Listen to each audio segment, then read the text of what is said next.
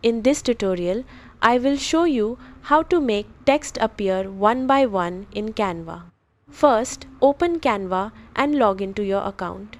Click Create a Design and choose Presentation so you can use animations easily. Once your canvas opens, add your text using the text tool. Now, instead of writing everything in one box, split your text into multiple separate text boxes. For example, one word per box if you want a word-by-word effect. Arrange the text boxes in the correct order on your slide. Next, click on the first text box, then click Animate from the top toolbar and choose an animation like Fade, Pop or Typewriter. Repeat the same for each text box.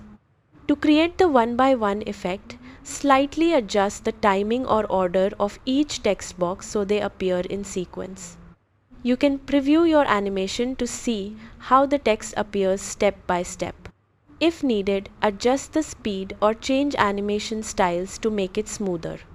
Once everything looks good, click Present or download your design as a video. That is how you make text appear one by one in Canva.